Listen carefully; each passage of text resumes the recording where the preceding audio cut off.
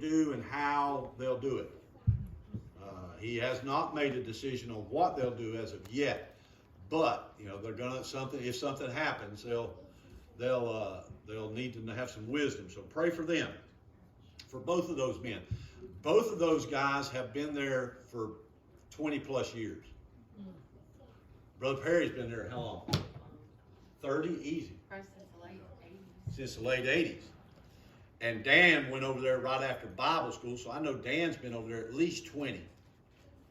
So these are both established missionaries. These ain't fly-by-night guys. These guys are there. They're doing a work. They've been there a long time, and I trust what they're both fluent in the language. They both have raised kids on the field. Dan's two boys are Marines with the Marine Corps, and I think their daughter is at Bible school now. And so, pray for them. Pray for those, because they may be seeing their boys soon. Not the way they want to in battle. So just be praying for those missionaries and giving them wisdom. All right, on that note, with world events, I'm going to read you something and we'll have a song and we'll get going. Now, this was published February the 18th. A lawmaker is a lawmaker. A lawmaker. This is would be equivalent to our Congress or senator. A lawmaker on trial in Europe. Guess what she's on trial for? Religious views. Guess what? Guess what country it is? Finland. Amen. There's another newsie. All right. Lauren Price reveals how Finnish religious liberty case affects the United States. Why? Because now, and we're gonna wax political for a minute. So just bear with me if you don't think the pulpit ought to be political. Just hang on, and we'll be done in a minute. But we're gonna wax political. If you remember, Trump was a nationalist. It was "Make America Great." The Bushes, the Clintons, and Biden, Pelosi, AOC, and the rest of them are globalists. They believe in a global community, a world community. And that is one of the reasons why you had such a tryst between the two factions. But here we have an individual, and because of the climate that we are in, it will affect the United States, and they are correct. He is Price, who is the legal counsel for ADF International, said the case against, and I cannot, Pavia Racine, I'm going to say that, could have a chilling effect on free speech globally. A global community, global neighborhood, global government, one world government, global. I keep saying that because I keep repeating it because I want it to sink in. Criminal cases involving religious expression. Now, you Americans, you want to understand something. The only reason that you have freedom of speech is because you have the Second Amendment. That's right. Because, see, you're a citizen. They take away your gun and you're a subject. Yes. Amen. And you no longer have free speech. Because the First Amendment hinges on the Second.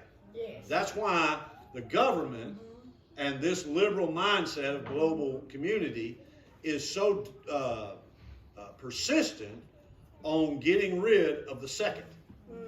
Because once the Second is gone, the First will fall easily. Amen, amen. Yeah. All right, so now, a criminal case involving religious expression in Finland. You can look up Finland's gun laws, and they are very, very, very strict and very, very, very limited and very, very, very, very expensive. Criminal expressions in Finland may seem obscure and irrelevant to many Americans, but those in the case said it could have implications far beyond Europe, and I believe that's true. A criminal case involving religious expression. Finnish member of parliament, give her name, I'm going to butcher it, I apologize, Pavia Racine, a Lutheran bishop. So she's Lutheran, she's not a Bible believer, not a Baptist. It's not limited to who? To the Baptists. You know, we think we're it. And Joanna Pafjulia are both facing charges of ethnic, now here's the charge, ethnic agitation. Ethnic agitation. See, ethnicity is a big thing right now. If you're ethnic, you take precedence. If you're a minority, you take precedence in medical care for COVID. Yeah, Trump come out with that. Y'all, evidently y'all don't read. You don't pay attention. Because y'all look at me like I'm lying. That's Trump. That's what they said. Minorities, there would be on case-by-case studies, and because minorities are harder hit, therefore they take the front row. Amen. You say, well, I don't have a problem with that. I'm not saying I have a problem with it. I'm just stating the facts. All I'm stating. The fact is, that's the fact. I'm not throwing shade one way or the other. So you have ethnic agitation. Well, who are these ethnic groups? Well, let's just see who they got. So they're being charged with ethnic, why? Because their view on marriage and homosexuality. So now your sodomite is an ethnic group. So a sodomite is an ethnic group, therefore they're a minority, then they'll get preferential loans, preferential college, preferential. That's what minorities get, right? Yeah. Don't they have like preferential things set up, scholarships set up just for minorities? Yeah. Okay, I'm just, hey, you're looking at me like you're upset already, and I ain't even got to the message on mind your own business. Amen. The trial itself could have a chilling effect on free speech around the world regardless of the verdict. Alliance Defending Freedom International, Lawrence Price, who is involved in the case, said that this lady details the historic nature of her religious freedom. During their closing argument, the prosecution argued that the word sin could be harmful. Yeah, sure. The word sin is harmful. The prosecution says that the word sin could be harmful to somebody. You could cause them to have a traumatic effect. And then you will be held liable for it.